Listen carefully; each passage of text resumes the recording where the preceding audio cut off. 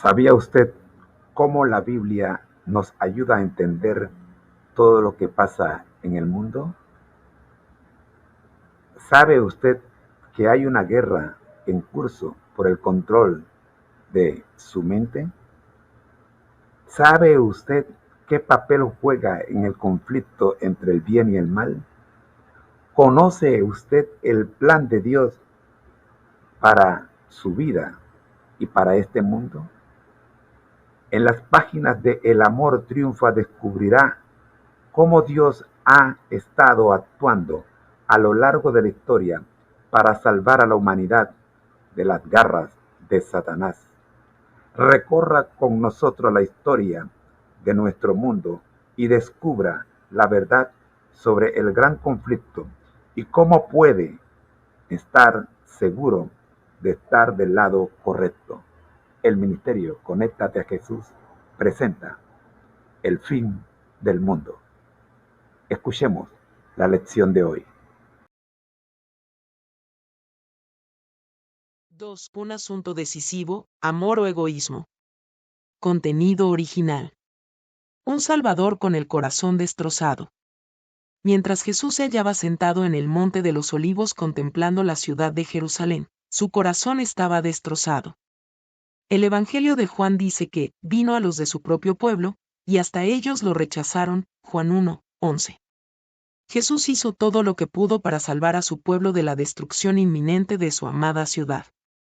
A pesar de que los hijos de Israel se mofaban de los mensajeros de Dios, y menospreciaban sus palabras, burlándose de sus profetas. Segunda de Crónicas 36:16, el Señor había seguido manifestándoseles como Jehová, fuerte, misericordioso y piadoso, tardo para la ira, y grande en benignidad y verdad. Éxodo 34:6.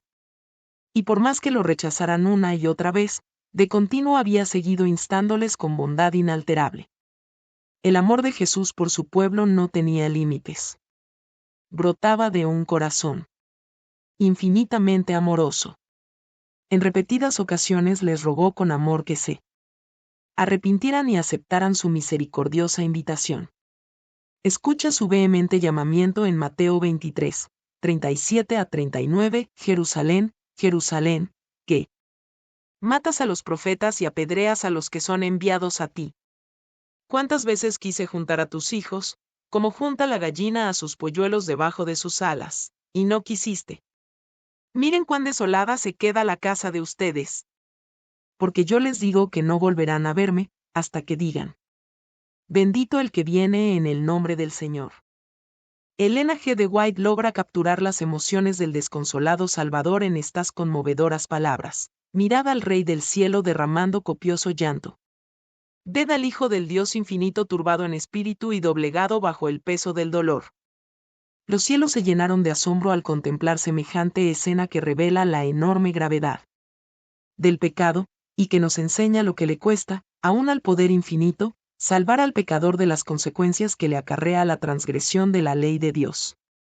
Dirigiendo Jesús su mirada a la última generación, vio al mundo envuelto en un engaño semejante al que causó la destrucción de Jerusalén. El dolor que Jesús sentía en el corazón no era causado únicamente por la próxima destrucción de Jerusalén. Al mirar a través de las edades, vio el pecado de cada generación. Contempló la rebelión de la humanidad en cada época. Vio el rechazo a su amor y a su gracia por parte de aquellos a quienes vino a salvar desde el siglo I hasta el fin de los tiempos, y su corazón se quebrantó. El sufrimiento y el amor de Dios.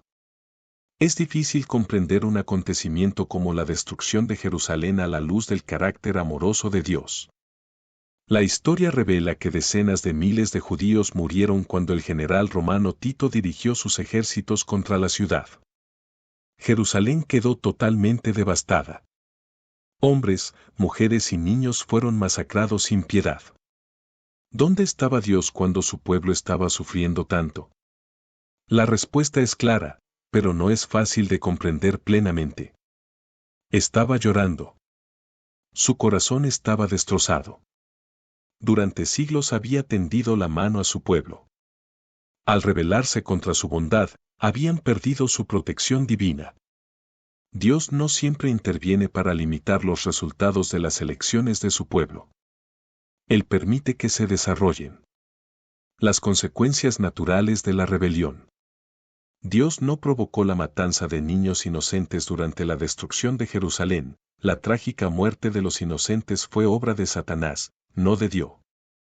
Satanás se deleita en la guerra porque despierta las peores pasiones del corazón humano. A lo largo de los siglos, su propósito fue culpar a Dios de sus propias malas acciones. Hay que recordar que la inmensa mayoría de los cristianos que vivían en Jerusalén en el año 70 después de Cristo procedían de un entorno judío. En su amor, Dios deseaba preservar al mayor número posible de su pueblo, por eso les ordenó que huyeran de la ciudad cuando se acercaran los ejércitos romanos. El ministerio Conéctate a Jesús les recuerda: al que el Señor llama, capacita; al que envía, acompaña. Siempre gozosos conectados a Jesús a través de la Biblia. Todos juntos, rumbo al cielo. Ha sido una presentación en la voz de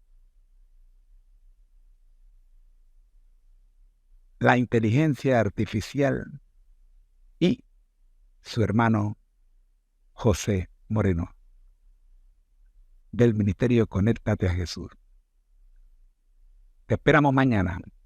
Bendiciones. Escríbenos a conectatejm@gmail.com. Bendiciones. Hasta mañana. Si gustas, dale me gusta. También puedes dejar tu comentario y te responderemos pronto.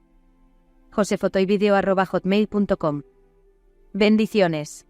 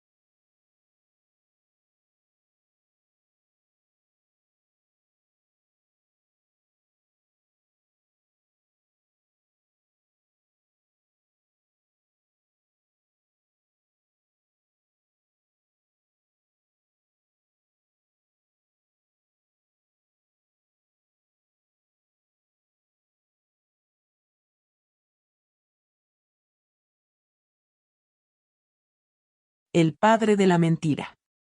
Satanás es un mentiroso, Juan 8, 44, que tergiversó el carácter de Dios ante los ángeles celestiales, presentándolo como un tirano que exigía obediencia y negaba amor. Un tercio de los ángeles se dejó engañar. Apocalipsis 12, 4. No había justificación para esta rebelión contra el gobierno de Dios. Hasta ese momento, el cielo rebosaba de total alegría y armonía. No hubo mancha de descontento hasta que el orgullo de Satanás maduró, hasta convertirse en rebelión abierta. acusó a Dios de ser injusto y poco equitativo. Contagió a los ángeles con sus dudas y acusaciones. ¿Cuál fue la naturaleza de esta guerra que estalló en el cielo? No estamos seguros, pero el conflicto fue lo bastante físico como para que Satanás y sus ángeles fueran expulsados, nueva traducción viviente, y no se halló ya lugar para ellos en el cielo, versículos 8, 9. Pero una cosa es cierta. Cada ángel tuvo que decidir si estaba a favor o en contra de Cristo. ¿A quién seguirían? ¿A la voz de quién escucharían? Los ángeles leales eligieron ser obedientes a los amorosos mandatos de Cristo, mientras que un tercio de los ángeles escucharon la voz de Lucifer, desobedecieron a Dios y perdieron el cielo. También nosotros, en este momento crucial de la historia de la Tierra, hemos sido llamados a decidirnos a favor o en contra de Cristo. La capacidad de elección que Dios nos dio. Cuando Dios creó a la humanidad, implantó en lo más profundo de nuestro cerebro la capacidad de pensar, razonar y elegir. En la esencia de nuestra condición humana está la capacidad de tomar decisiones morales. No somos simples robots. Hemos sido creados a imagen de Dios y somos diferentes a los animales, ya que tenemos la capacidad de tomar decisiones morales y vivir según principios espirituales. Desde la rebelión de Lucifer en el cielo, y a lo largo de los siglos, Dios ha llamado a su pueblo para que responda a su amor y sea obediente a sus mandamientos, eligiendo servirle. Hay algunas lecciones de vital importancia que podemos aprender estudiando esta batalla entre el bien y el mal. En primer lugar, Dios no es responsable de los males que sobrevienen a las personas buenas. Hay una fuerza maligna en el universo que lucha contra él y distorsiona su carácter. En segundo lugar, no somos espectadores de este conflicto entre el bien y el mal, sino participantes. En nuestro corazón se libra una batalla por nuestra lealtad, que Satanás está intentando arrebatarle a Dios. Y por último, si le entregamos nuestra vida, Cristo vencerá a Satanás y lo expulsará de nuestra vida, del mismo modo en que lo expulsó del cielo. El planeta Tierra se vio involucrado. Cuando Dios creó la Tierra, la hizo en un estado de perfección. La Biblia dice que vio Dios todo cuanto había hecho, y era bueno en gran manera, Génesis 1, 31. No había mancha de pecado ni de maldad en ninguna parte. Pero les dio a Adán y Eva la misma libertad de elección que le había dado a Lucifer. No quería autómatas en la tierra, así como no quería autómatas en el cielo. De hecho, se esforzó en que esta libertad quedara bien clara. En tal sentido, plantó un árbol en el jardín del Edén llamado árbol del conocimiento del bien y del mal, y les dijo a Adán y Eva que no comieran de su fruto. Él quería asegurarse de que ellos tuvieran claro que podían elegir. Sin embargo, en una ocasión, Eva pasó junto al árbol y entabló conversación con Satanás, que hablaba a través de una serpiente. Me imagino que la conversación fue más o menos así. Eva, si comes de este árbol, accederás a un nuevo ámbito de la existencia. Experimentarás una exaltación que nunca habías sentido. Tendrás una felicidad inimaginable. Dios te está ocultando algo. Ven, toma el fruto prohibido y cómelo. Cuando Eva, y más tarde Adán, escucharon la voz del maligno y se rebelaron contra la clara orden de Dios, abrieron una puerta que Dios quería mantener cerrada para siempre. Era la puerta del pecado, la puerta del sufrimiento, la angustia, la enfermedad y la muerte. En el fondo, el pecado es rebelión contra Dios. Conduce a la separación de Dios, primera de Juan 3, 4, Isaías 59, 1, 2. Como Dios es la fuente de la vida, la separación de Dios conduce a la muerte. También conduce a la preocupación, la ansiedad, la enfermedad y la aflicción. El sufrimiento que vemos en nuestro mundo es, en última instancia, el resultado de vivir en un planeta en rebelión contra Dios. Esto no significa que cada vez que sufrimos o enfermamos es porque hemos pecado, pero sí que cada uno de nosotros se ve afectado por vivir en un planeta enfermo de pecado. El amor se abre camino. Volvamos a contemplar la escena del Edén. Adán y Eva habían pecado. Y Dios les había dicho que tenían que abandonar su hogar en el jardín. De ahora en adelante, el trabajo y el sufrimiento serían su destino. Las lágrimas corrían por sus rostros. ¿Tendrían que sufrir y finalmente morir sin esperanza? ¿Sería la muerte el final de todo? Fue en ese momento, mientras lloraban desesperados, que Dios les dio la promesa registrada en Génesis 3:15. Mirando directamente a Satanás. La serpiente, dijo: pondré enemistad entre ti y la mujer. Y entre tu simiente y la simiente suya. Esta te herirá en la cabeza. Y tú la herirás en el talón. Tal vez en aquel momento no comprendieron del todo la magnitud del plan de Dios, pero entendieron que podían volver a tener esperanza. De algún modo, a través de la simiente de la mujer, llegaría su redención. La simiente de la mujer, por supuesto, es Jesucristo, Gálatas 3:16. En la cruz, Satanás lo hirió en el talón. Pero la victoria de Jesús es nuestra garantía de que llegará un día en que la cabeza de la serpiente será aplastada y se cerrará la puerta del sufrimiento y la muerte que abrieron Adán y Eva. Tal vez te preguntes, ¿por qué Dios no hace algo ante este problema del pecado? De hecho, lo hizo. Allí mismo, en el jardín, les dio a Adán y Eva un destello de esperanza. Prometió enviar al Mesías para revelar su amor abnegado y redimirlos de las garras del maligno. Siglos después, Jesús vino a este planeta rebelde. Vivió la vida perfecta que nosotros debíamos haber vivido, se enfrentó frontalmente a las tentaciones de Satanás y salió victorioso. Experimentó todas las tentaciones que nosotros podemos experimentar. Él conoce nuestras debilidades, comprende nuestras flaquezas y se identifica con nuestras luchas. Su muerte en la cruz nos otorga la vida eterna. La Biblia nos dice que, la paga del pecado es muerte, pero la dádiva de Dios es vida eterna en Cristo Jesús, Señor nuestro. Romanos 6:23. Puesto que, todos pecaron y están destituidos de la gloria de Dios, Romanos 3:23. Merecemos la muerte eterna, pero Jesús murió la muerte que nosotros merecemos para que podamos experimentar la vida eterna. Él cargó con la culpa de nuestros pecados en la cruz del Calvario. Sufrió la muerte que era nuestra para que un día nosotros podamos vivir la vida que era suya. Tomó sobre sí la maldición del pecado, fue condenado por pecados que nunca cometió y experimentó la agonía que sentirán los pecadores en su perdición. Gálatas 3:13, 2 Corintios 5:21, Hebreos 2:9.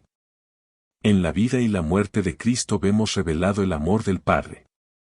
Al echar a Satanás del cielo, Dios hizo patente su justicia y mantuvo el honor de su trono. Pero cuando el ser humano pecó cediendo a las seducciones del espíritu apóstata, Dios dio una prueba de su amor, consintiendo en que su Hijo unigénito muriera por la raza caída. El carácter de Dios se pone de manifiesto en el sacrificio expiatorio de Cristo. El poderoso argumento de la cruz demuestra a todo el universo que el gobierno de Dios no era de ninguna manera responsable del camino de pecado que Lucifer había escogido. La muerte de Cristo en la cruz revela ante todo el universo la magnificencia del amor de Dios. Responde a la acusación de Satanás contra el gobierno de Dios. En Cristo, tenemos la seguridad de que un día podremos vivir eternamente. ¿Te has preguntado alguna vez si Dios te ama de verdad? Mira la cruz. Mira la corona de espinas. Mira los clavos en sus manos y en sus pies.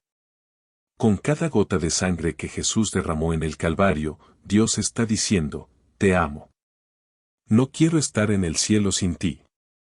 Sí, has pecado, te has vendido a las manos del enemigo, pero he pagado el rescate para recuperarte.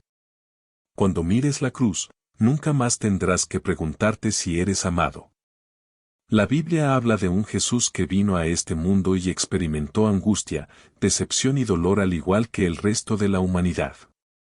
Revela a un Cristo que se enfrentó a las mismas tentaciones que nosotros, un Cristo que triunfó sobre los principados y potestades del infierno, tanto en su vida como mediante su muerte en la cruz.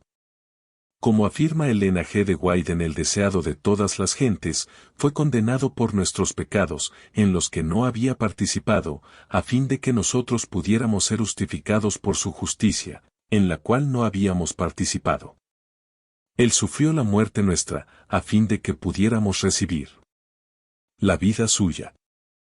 Por su llaga fuimos nosotros curados.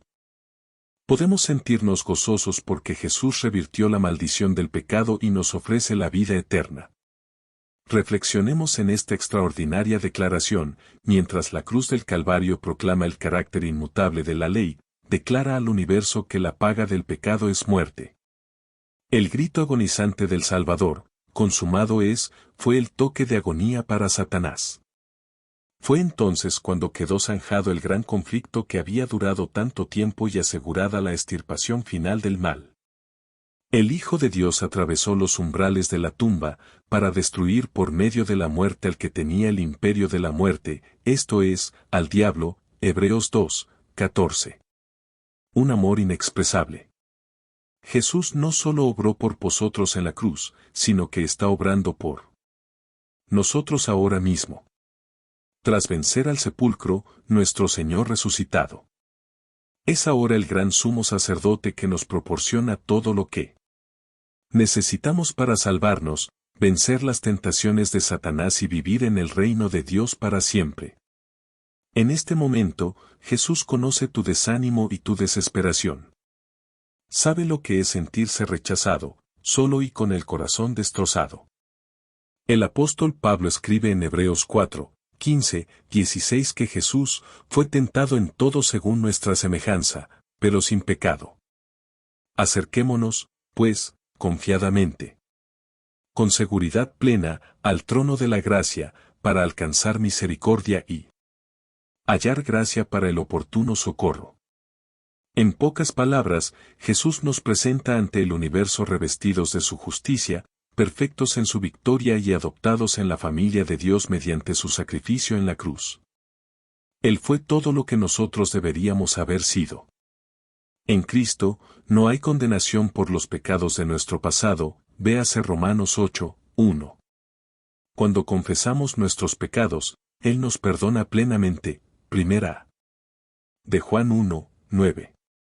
En Cristo, nuestra culpa desaparece y, mediante su poderosa intercesión, se rompe el dominio del pecado sobre nuestra vida. Se sueltan las cadenas que nos atan y somos libres. Elena G. de White escribe el anhelante deseo de Cristo por cada uno de nosotros con estas conmovedoras palabras: consumado ya el gran sacrificio, Cristo subió al cielo, rehusando la adoración de los ángeles. Mientras no hubiese presentado la petición, Padre, aquellos que me has dado, quiero que donde yo esté, también ellos estén conmigo, Juan 17, 24. Entonces, con amor y poder indecibles, el Padre respondió desde su trono: adórenlo todos los ángeles de Dios, Hebreos 1, 6. No había ni una mancha en Jesús. Acabada su humillación, cumplido su sacrificio, le fue dado un nombre que está por encima de todo otro nombre. No hay nada que Jesús desee más que tenernos con Él en el cielo. El anhelo de su alma, el deseo de su corazón y la razón de su muerte e intercesión en el santuario celestial es salvarnos. ¿Tienes alguna necesidad especial en tu vida? Ven con confianza y cuéntasela a Jesús. Aunque el gran conflicto aún hace estragos y el maligno ataca con saña a los fieles seguidores de Dios, Cristo ha prometido: nunca te dejaré ni te abandonaré, Hebreos 13, 5, Dios habla hoy.